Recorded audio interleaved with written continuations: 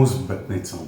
Hemelse Vader, baie dankie dat ons nou na u woord toe kan kom en dankie dat u woord ons kan lei in die pad van heiligmaking. Vader, ons bid dat u die woord vir ons sal stig, sal stuur, sal aanspreek, sal suiwer en dat u die woord vir ons op die regte pad sal hou, die pad van heiligmaking.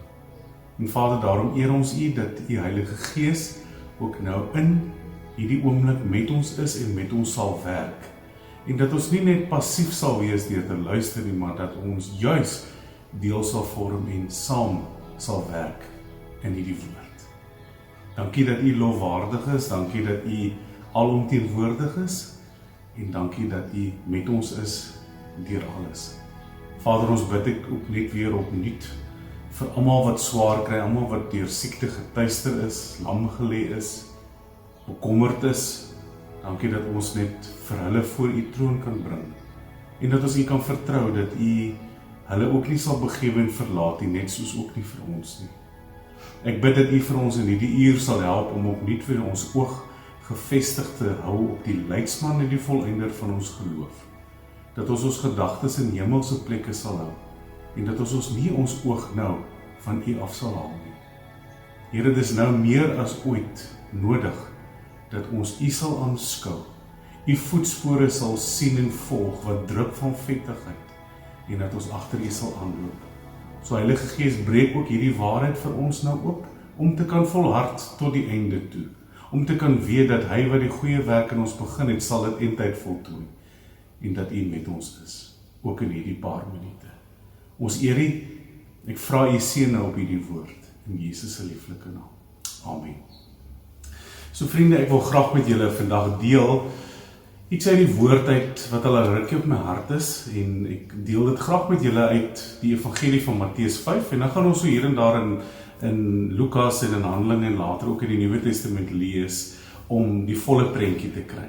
Maar in Matteus 5, hier in jou Bybel, en ek hoop jy het jou Bybel, jy kry jy die wonderlike bergpredikasie of die saligsprekinge wat Jesus dan praat en die bergpredikasie eindig dan aan die einde van hoofstuk 7. Dit is 3 ongelooflike belangrike hoofstukke in die Bybel. En as jy 'n belydende wedergebore kind, seun en dogter van die Here is, sal hierdie skrifgedeeltes werklik waar jou lewe impakteer.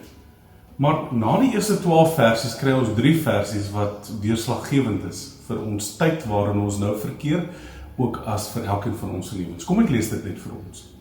Matteus 5 vers 13 sê: Julle is die sout van die aarde, maar as die sout laf geword het, waarmee sal dit gesout word?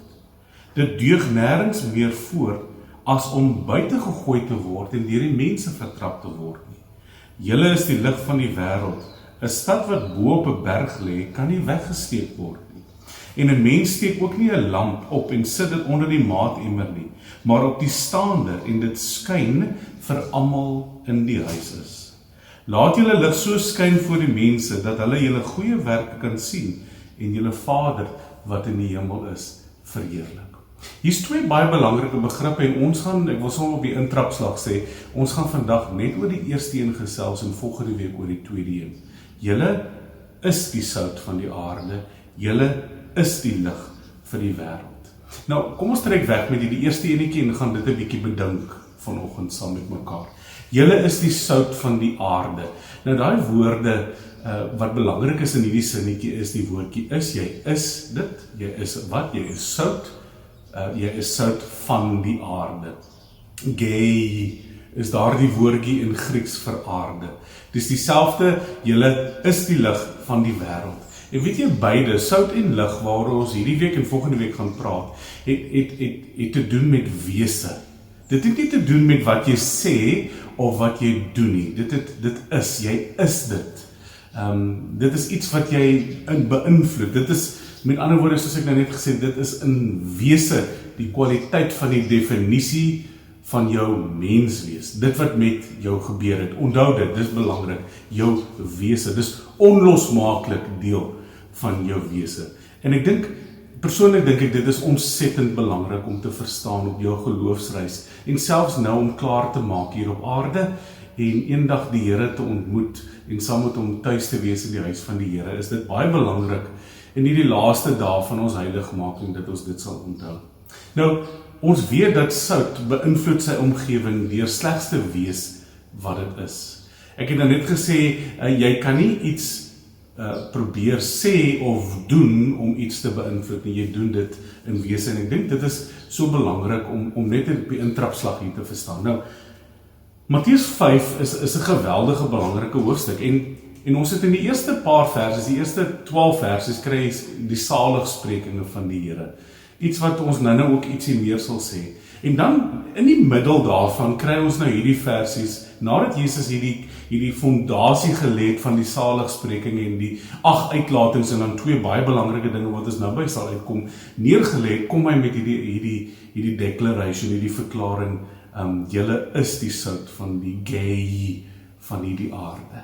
En daarna kry ons vanaf vers 17 tot by vers 48 kry ons 'n geweldige lang stuk, dit is die vervulling van die wet en die profete, is die opskrif in die ou vertaling, maar waaroor dit dan gaan is dat die Here Jesus nie gekom het om die wet weg te vat of te maak asof dit nie bestaan nie, hy het dit tot vervulling gebring, hy het dit gepredik, hy het die volle omvang van dit wat dit gevra het hy geword, met ander woord, dit veronderstel 'n diepgaande morele, heilige, perfekte lewe wat hy namens ons kom neerlê. Met ander woorde, eintlik bo-natuurlik.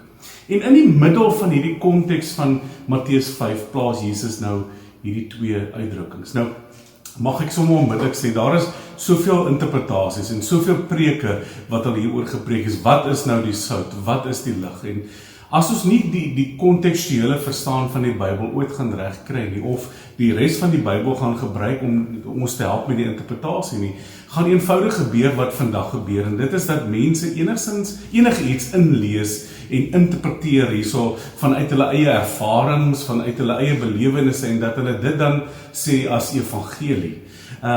Ek dink die geneigtheid by die mensdom is geweldig groot om eintlik te sê, en dan interpreteer hulle eie ervarings, belewennisse, emosies, sê ons moet maar net so sout wees in kos, ons moet smaak gee vir die wêreld, of as ek as Christen in 'n situasie kom, dan verander ek die smaak van die situasie, sulke goed het mense al gesê, of ek as gelowige sal 'n fragrance of 'n smaak in iemand se lewe na vore bring. En een ding wat pragtig is van die evangelie wat ons nooit moet vergeet, die vriende, is dat die klem altyd op die heerlikheid van God moet val. Die verheerliking van die Vader, die verheerliking van die Seun. En selfs wanneer ons oor die sout dink, kan niks anders gebeur nie.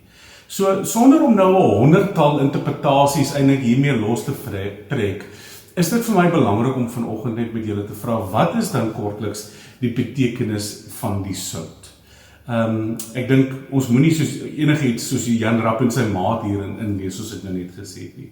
So daarom dink ek dis nodig dat ons gou so 'n bietjie rondblaai in die Nuwe Testament en ook te sien en kry wat Jesus daaroor sê. Nou in Lukas 14 het Jesus in vers 34 en vers 35 'n belangrike ding gesê. Hy sê, die sout is goed, maar as die sout laf geword het, waarmee sal dit smaaklik gemaak word? Dit is nie bruikbaar vir die grond of vir die ashoop nie. Hulle gooi dit buitekant weg. Wie ore het om te hoor. Nou, Jesus sê, die sout is goed, maar as sout laf gemaak word, waarmee sal dit smaaklik gemaak word? Dis nie bruikbaar, en dan gebruik jy die woord grond hierso nie. Met ander woorde, sout het 'n funksie. Die bedoeling, ons hoef nie nou Matteus 5 uit ons eie te interpreteer nie, ons kan Jesus volg om vir ons te sê wat die funksie daarvan is. Sout se funksie is om die grond en die ashoop te beïnvloed.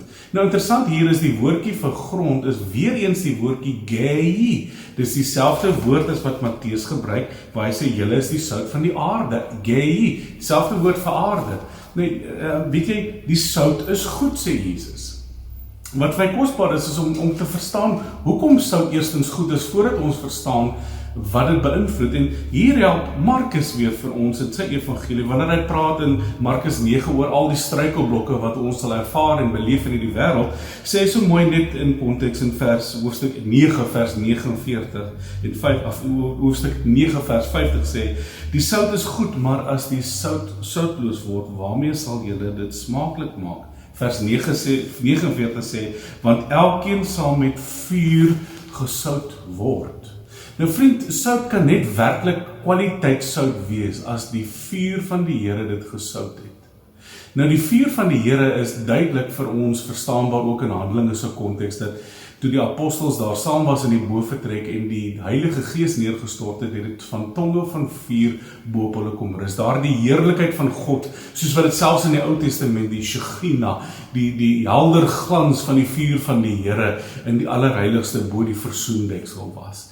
Nou wanneer jy as 'n wedergebore seun en 'n dogter of as sout gelouter of deur vuur sout gemaak is, dan beteken dit dat die Here wat 'n verterende vuur is, al hierdie stikkindheid, hierdie menslikheid, hierdie sonde uit jou lewe uitgebrand het en dat jy totaal nuut gemaak is, 'n nuwe skepping gemaak is, dat jy bevry is van die ou Adam en in die laaste Adam geregtigheid gekry het, regverdigmaking opgewek het, jy in hartsbesnydenis in repentance jou lewe kom neerlê vir die Here, erken het dat jy 'n breekbare kruipot is, dat jy 'n sondaar is, dat jy die Here Jesus Christus nodig het. En dis wat Jesus eintlik hier sê, as jy verstaan dat jy deur vuur gelouter is, soos wat hy sê, elkeen sal met vuur gesout word, dan kom ons by die uitdrukking wat Jesus dan hier sal maak, sout is goed.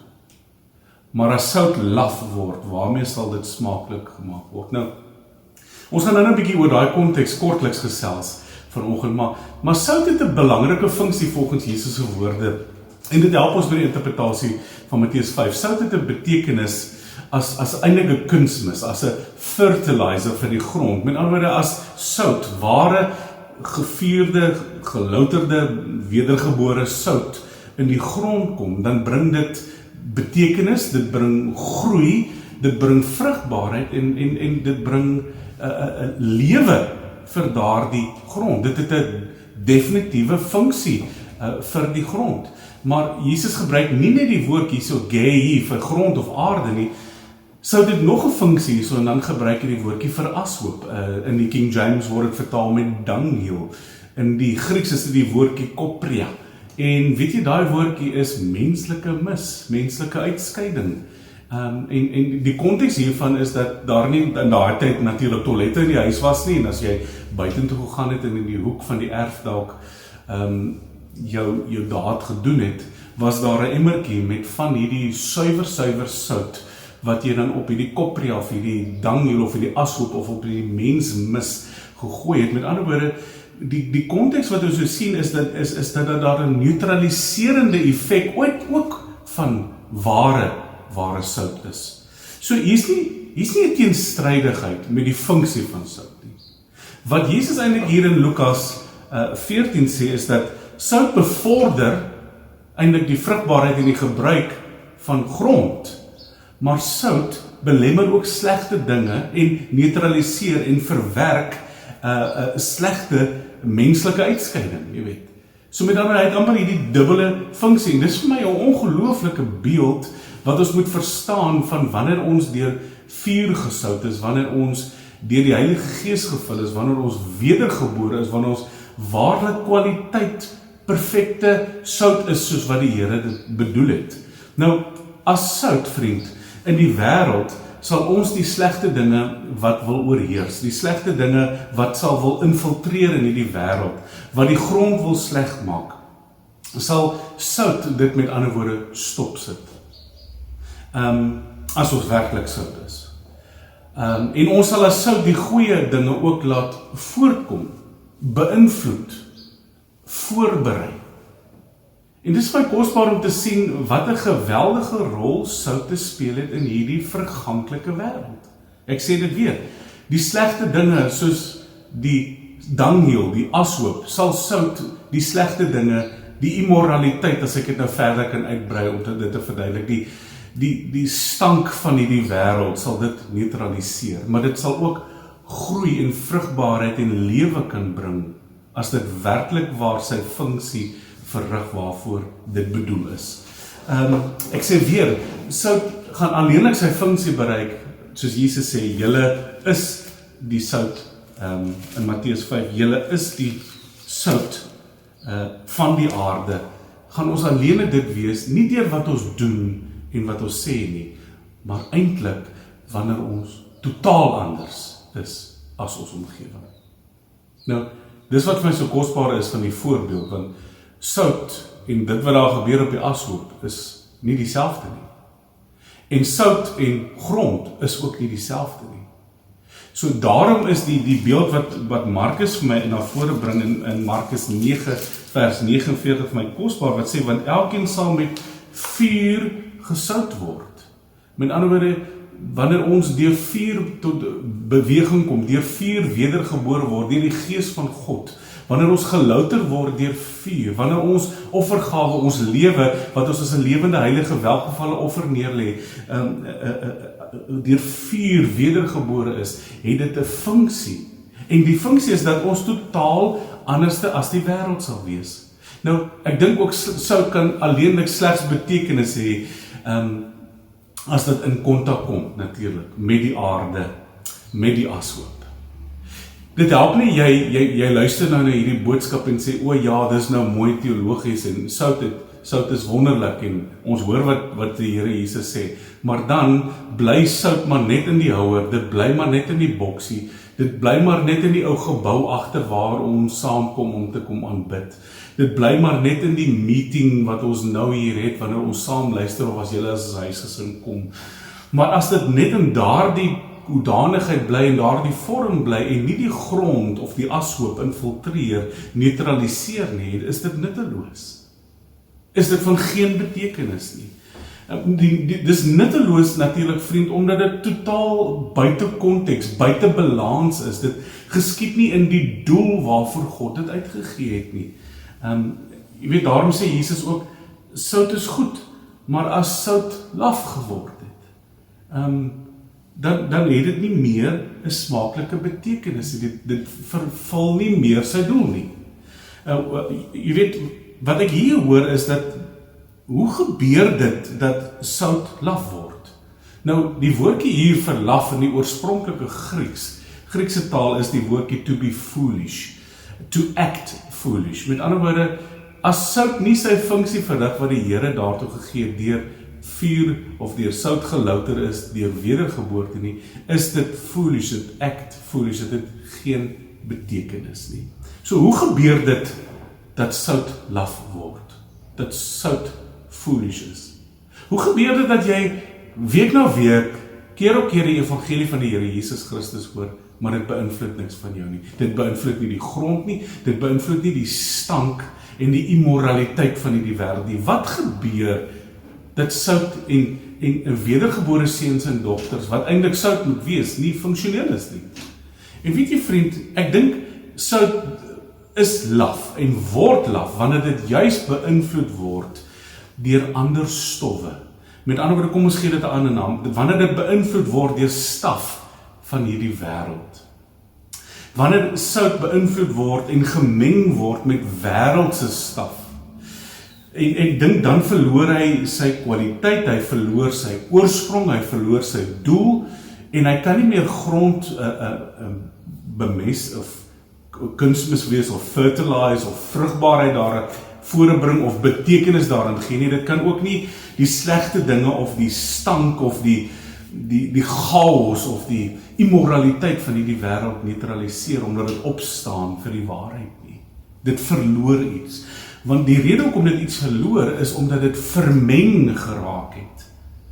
En dit, met ander woorde, as dit vermeng geraak het met die wêreldsheid, met afgodediens, met die dinge van hierdie wêreld, sê Jesus hier so 'n krities belangrike ding. Hy sê dit is nie bruikbaar vir die grond of die ashoop nie. Hulle gooi dit buitekant weg.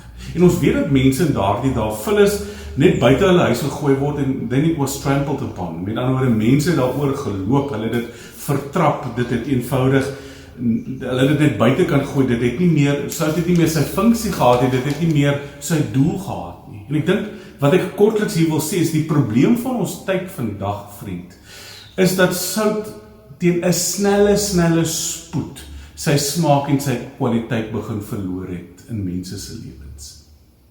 En ek wil hê, al het jy tot nou toe nog so 'n bietjie aandag af en aandag missing gehad, wil ek hê dat jy nou baie mooi sal luister. Is dat sout vandag teen 'n snelle spoed sy smaak en sy kwaliteit verloor. Weet jy hoekom? Want sout word te veel beïnvloed deur ander buitestaande dinge. Dit is nie meer suiwer in die roeping en deur die vuur gelouter, deur wedergeboorte, vervul met die Heilige Gees om suiwer sout te wees nie. En weet wat gebeur vandag? Is dat dinge soos humanisme, die mensgefokusdheid, sekularisme, met ander woorde wêreldse gefokuste dinge, dit wat die wêreld raak die norm. Die wêreld bepaal die tempo waarteen ons loop. Die wêreld bepaal selfs die pad. Dis sekularisme, liberalisme, met ander woorde everything goes. Ons kan nie diskrimineer nie, ons het ook nie meer 'n standpunt nie, daar is nie meer regte moraliteit nie, is jou keuse, it's your body, it's your choice, jy doen eenvoudig wat jy wil, en daardie vrye liberalisme wat totaal bots met die omvang van die heiligmaking van die woord het ingekruip in die lewe van sout. En dan natuurlik ook wêreldse filosofie. Ek raak koud in my wese as ek sien hoe New Age en postmodernisties of postmodernismies of jy is jou eie God, al hierdie tipe filosofie begin inkruip het in gelowiges se lewens. Met ander woorde, sout is geïnfiltreer. Sout het vermeng. Sout is nie meer suiwer nie. En ek dink wat gebeur is dat die sout, en jy weet ons is nou besig om simbolies hier te praat van eintlik wat die ware wedergebore gelowige moet wees. Sout is te veel vandag, dink ek, in kerke ook geïnteresseerd om die ore van mense te tikkel. Sout wil te veel toeganklik wees vir die wêreld, te veel diplomaties wees in hulle uitnooi-prosesse. Ek dink sout wil so graag die tydsgees wat aan verganklikheid gekoppel is, wat sal vergaan. Ek dink sout wil te veel hierdie tydsgees akkommodeer of jy weet selfs kamoufleer onder die geleedere van broers en susters. En dis vir my 'n gevaar. En ek dink een groot rede hiervoor is omdat die sout of die mensdom te bereid is om nie meer op te staan vir die doel waartoe die Vader ons geroep het nie. Nie om te wees nie, want die Bybel sê ons is dit. Dis nie weer wat jy sê en wat jy doen nie, jy is die sout van die aarde. En hoor my mooi, dis nie net omdat jy bely en sê jy is 'n Christen, 'n ware sout is 'n wedergebore, repenting seun en dogter wat hulle verganklikheid verstaan het, wat kom kniel het voor die Here, wat al die eer gee aan die heerlikheid van wie God is, wat gelouter is, wat suiwer is, wat gesout is met die vuur, wat gevul is met die Heilige Gees en deur daardie krag kom staan. Dis belangrik. En ek dink min mense is bereid om werklik waar nog sout te wees. Omdat die wêreld al so vermeng het en omdat ons nie wil aanstoot gee nie en omdat ons nie wil iemand, jy weet, staan op dit waarvoor ons regtig geroep is nie. Ek dink Paulus sê so mooi in Efesiërs 1 vers 17 begin hy, of vers 16, 17 bid hy en sê, Vader, ek bid regtig dat U hulle geestesoë so sal verhelder dat hulle die hoop van hulle roeping sal verstaan. En dan praat hy oor dat die Here hom sal openbaar aan hulle in sy wysheid, in sy kennis, in sy heerlikheid.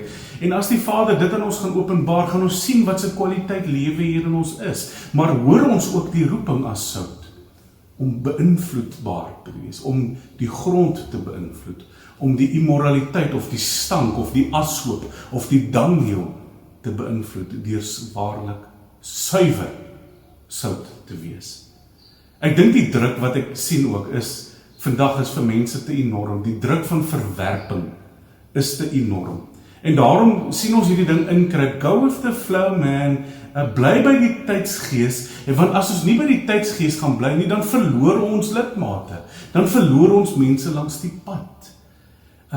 Die mense is ook bang om uit te wees. Ek sien dit veral onder mense wat nou hulle tieners en hulle jong mense moet lei, is dat hulle bereid sou wees om hulle kinders na enige ashoop amper te stuur, of in enige immoraliteit, of na amper enige kerk toe te stuur, en nooit te toets of daardie plek veilig en vas staan op die suiwer woord verkondiging van die Here nie. Want jy sien, ons wil mos nie uitwees nie, ons wil in die in-crowd wees, ons wil in die in-groep wees, ons wil conform, te maklik dink ek na hierdie wêreldse standaarde, en dit is juist die punt wanneer sout laf word. Dis die punt wat ons nou heeltyd probeer maak. Dis wanneer sout laf word, wanneer hy vermeng het met hierdie wêreld. Ek dink die houding is dat ons meer geloofwaardig moet wees, vriende. Ons moet meer geloofwaardig wees wat vir die saak van die woord. En ons moet nie probeer om geloofwaardig te wees eintlik vir die wêreld nie. Ons moet nie probeer vir die nuwe generasie of die wêreld geloofwaardig begin raak, sodat ons hulle sal wen nie. Dit was nooit my en jou taak om iets te wen nie. My en jou taak was om 'n stem te wees, om werklik sout te wees, sodat ons dit sal wees, sodat ons sal beïnvloed, nie deur wat ons sê of wat ons doen nie, maar deur net as 'n wedergebore seun en dogter in te gaan na die grond toe, na die wêreld toe, uit te gaan na die immoraliteit en die stank en die chaos en die stikkendheid van hierdie wêreld. Ek hoor hierdie slogan eintlik in ons kerke vandag, lyk soos die wêreld, beïnvloed die wêreld, nooi die wêreld in. Die ironie is net dat jy dan al hoe meer wêreld sal moet bly om daai wêreldse mense daar te hou. En dis vir my skrikwekkend. My vraag is dit werklik ons roeping om te konform? Is dit werklik ons roeping om met die tydsgees saam te gaan en soos die wêreld te lyk, ook in ons aanbieding van die evangelie? Of is ons nie juis, is dit nie juis die punt wat ek nog die hele oggend probeer maak, is ons nie juis geroep om anders te wees nie? Nou vriend, as sout eenvoudig die wêreld probeer akkommodeer of inklusiwiteit te probeer bewerk, dit is dan wat op die ou einde sal maak dat sout sy doel, sy funksie, sy roeping gaan verloor. En dan onderskei jy nie meer, en kan jy nie meer onderskei tussen wat grond en sout is nie, want dit lyk baie dieselfde. Dit is soos die woord wat Jesus self sê, dit kan nie meer lekker onderskei tussen wat kaf en koring is nie, die boer sal kan, wanneer die oes ingesamel sal word. Daarom sê ek weer vir ons is juis geroep om sout van die aarde, sout, of soos Matteus dit reguit sê, jy weet, ek wil nie altyd die woord hier verkeerd kry nie, sout van, nie vir die aarde nie, sout van die aarde te wees, nee, sout van die aarde te wees. Nou, ons is anders, en ek wil gou net sê, ek het vroeger gesê, ek sal vinnig aan die einde kom, en iets sê oor die konteks, waar binne hierdie Matteus 5, van die sout van die aarde geskryf is. Nou die konteks van die voorafgaande verse, onderstreep juis die onmisbaarheid van dat ons anders is. Dis die bekende salige sprekinge. En ek wil hê jy met jou Bybel ten slotte net gou daar oopmaak en net saam met my weer vir ou laas daarna kyk. Salig is die wat arm van gees is, sê die Here. Salig is die wat treur. Salig is die sagmoedige. Salig is die wat honger en dors na die geregtigheid. Salig is die barmhartige. Salig is die vredemakers. Salig is jy as jy selfs vervolg word. Salig is jy selfs as jy beledig word. En dis die eerste deeltjie wat in die konteks is wat Jesus hierdie uitdrukking praat, julle is die sout van die aarde. So dis uiters belangrik dat ons sal verstaan dat ons salig is, makarios, welgeluksalig is, wanneer ons lewens deur wedergeboorte verander is, omdat ons deel geword het in afhanklikheid, in nederigheid, in broosheid, in sagmoedigheid, gekom het en die knie gebuig het voor die Here Jesus, wat ons lewens is. Dis natuurlik 'n lewe wat totaal en al anders lyk as die wêreldse houding, want die wêreldse houding is nie arm van gees, treurend, sagmoedig, honger en dors na geregtigheid, barmhartig, vredemakers nie. Nee, die wêreld is totaal selfverheerlik. Hy is in selfverheerlikheid. Die wêreld is in totale trots. Die wêreld funksioneer in arrogansie, nie in nederigheid en gebrokenheid nie. Die wêreld bestaan in aggressie. Dit is sy manier en handeling. En wat Jesus eintlik sê is, as julle julleself in wedergeboorte waarlik as sout in hierdie wêreld gekom het en hierdie saligsprekinge jou lot en jou lewe en jou definisie is, dan is jy as gevolg van al daardie dinge, is jy sout. Julle is die sout. Want Jesus het geweet, vriend, as ons werklik sout gaan wees, as ons werklik gaan leef in al daai saligsprekinge, dan gebeur die laaste 2 versies in Matteus 5, wat vir baie mense 'n rede is hoekom hulle nie Jesus wil volg nie. Salig is wanneer die mense julle beledig en vervolg en valslik allerhande kwaad teen julle spreek om my ontwil. Verbly en verheug julle, sê die skrif, want julle loon is groot. En ek wil hieroor ietsie sê, vriende, hier aan die einde van hierdie boodskap. En dit is, Jesus het geweet dat as getroue sout in sy wedergebore rol en roeping, in sy is-karakter gaan funksioneer, dan gaan hy vervolg word. Dan gaan hy beledig word. Dan gaan mense valse stories opmaak teen wie jy is, teen jou credibility, teenoor dit waar jy staan. Hulle sal jou wil beïnvloed, hulle sal jou sout wil ontsout, hulle sal jou wil seermaak. Hulle sal jou wil seermaak, nie altyd met swepe en stokke, soos wat die maters en die apostels en die disippels meegelei het nie. Hulle sal jou seermaak met hulle tong, hulle sal jou seermaak met die houding wat hulle teen jou inneem. Hulle sal jou selfs seermaak in stille verwerping, maar tog sê Jesus, salig is jy as mense dit doen ter wille van die evangelie, ter wille van die ware rol van sout wees. So, ek wil regtig hier vir ons ietsie baie belangrik uitlig, wat ons nou saam met ons kan saamneem en dalk 'n bietjie oor kan gesels. As jy werklik sout is, wat Jesus se roeping is, dan kan jy nie deel wees van die sisteem van hierdie wêreld nie. Jy kan nie deel wees van die sisteem van hierdie wêreld nie. Want jou soutgetuienis kan nie korrup wees nie. Dit kan nie beïnvloed word deur wêreldse sisteme, wêreldse bewegings, wêreldse denke en selfs wêreldse vrees nie. Verlede week, toe ons in 1 Korintiërs 2 was, het ons juist gesê, dat die wêreldheersers en die konings van hierdie wêreld gaan verswelg word, hulle gaan verwoes word, hulle gaan tot niks kom nie. Hulle beoordeel uit die vlees uit, alles wat hulle bedink. Vir hulle is die boodskap van die kruis van Jesus foolishness. So, ware sout, en ek hoop jy luister nou regtig mooi.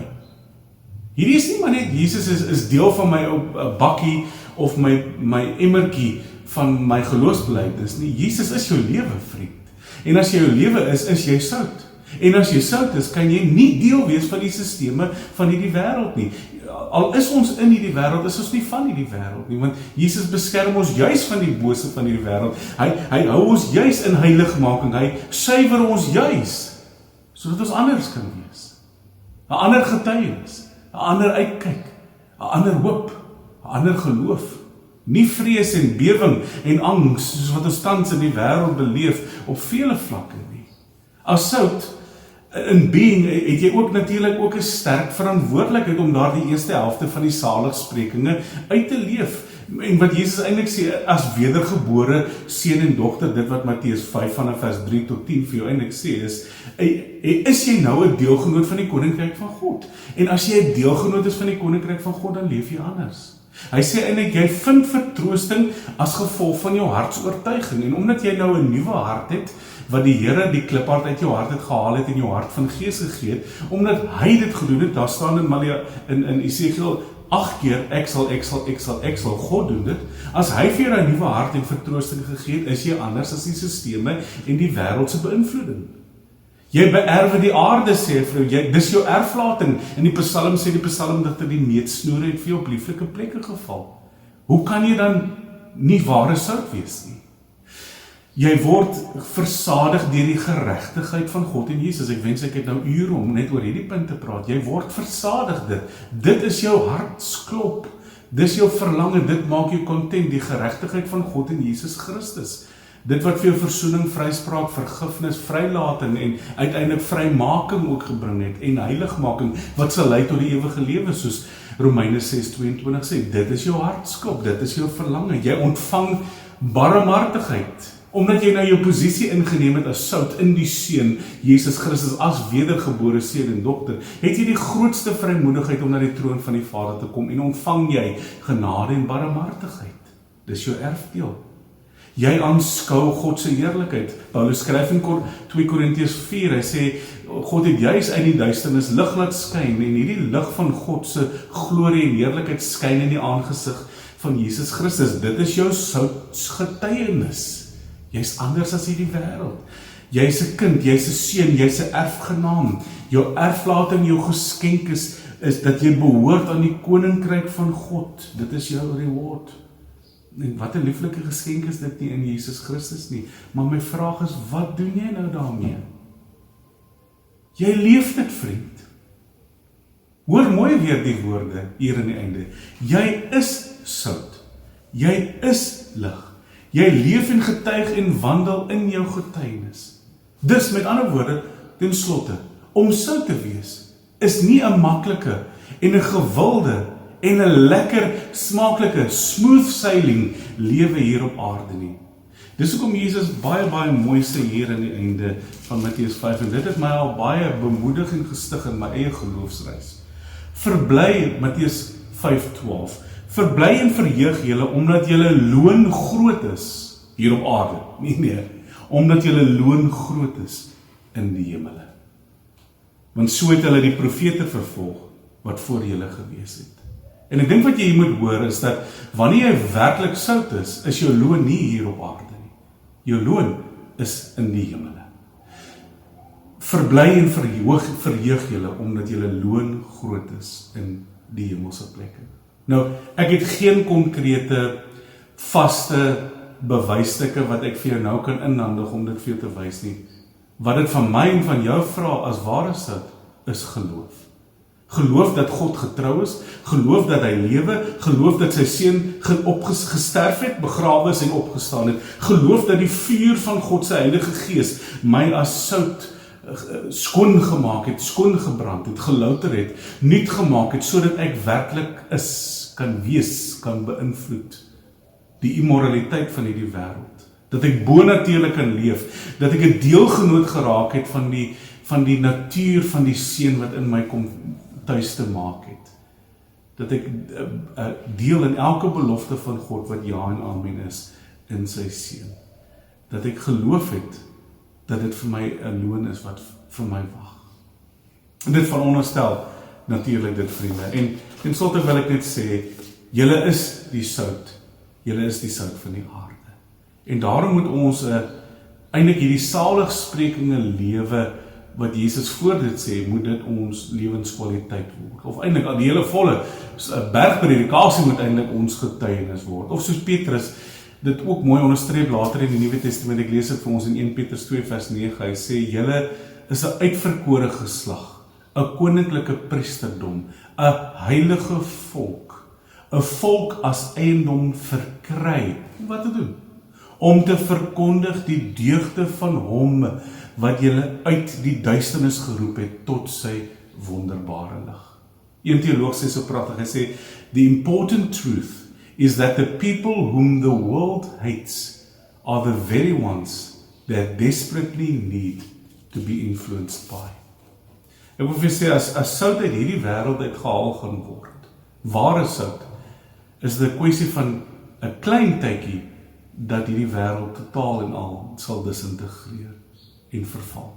En daarom het die Here juis apostels, disippels, volgelinge opgeroep, hulle wedergebore laat kom, van bo af gebore, deur die Gees, met vuur en krag in hulle midde, om sout te wees. En vriend, ek bid regtig waar, dat jy dit sal gaan leef. En weer eens sê ek vir jou, as jy in hierdie aarde 'n groot loon wil sien, as jy nou 'n goeie reaksie wil sien, nee, sal jy dinge vir mense doen, sodat hulle op die einde van die dag jou sal vereer, sodat hulle jou sal laat goed voel oor jouself, sodat hulle jy soos die hero sal voel in die storie, sodat hulle jou eer en aansien sal gee, maar ons soek nie dit nie. Ons soek die loon in hemelse plekke. Ons soek die lewe van waarheid. Ons soek die lewe wat soms nie die maklike of die gewilde lewe is nie, maar juis die moeilike lewe. Of soek jy dit werklik? Julle is die sout van die aarde. As jy werklik sout is jou loon in God se hande. Is jou loon sy nabyheid. En is jou troos dat hy jou nie sal begewe en jou verlaat nie. Daarom wil ek vir jou sê, vertrou hom, liewe vriend. Weet dat hy die een is wat jou nuut gemaak is. Weet die een dat hy die vuur binne in jou is. Weet dat jou sout nie laf geword het nie. En wees dit wat die Here van jou vra. Leef met sy natuur, leef met sy lewe, leef met sy lig, leef met sy oorvloed. Ons is die sout van die aarde. Wat 'n voorreg. maar wat 'n verantwoordelikheid. Mag die Here ons hiermee help vandag. Don't drop a single anchor, we're almost home. Through every toil and danger, we're almost home. How many pilgrim saints have before us gone? No stopping now, we're almost home.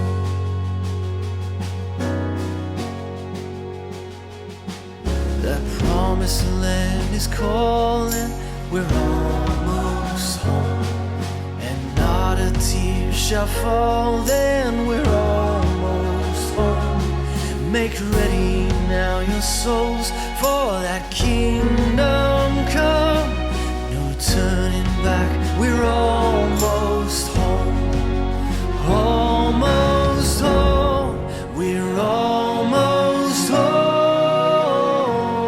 So press on toward that blessed shore. Oh, praise the Lord, we're almost home.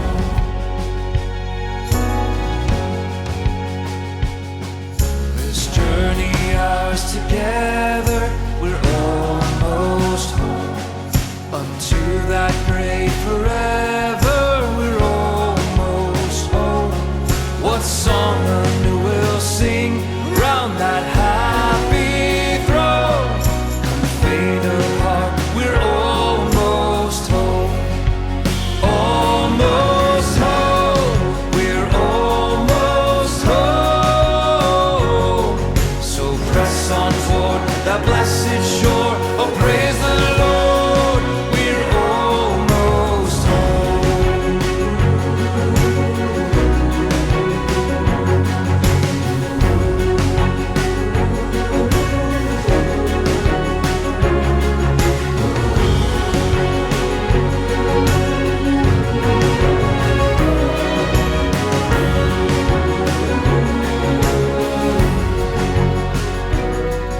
This life is just a vapor, we're almost home.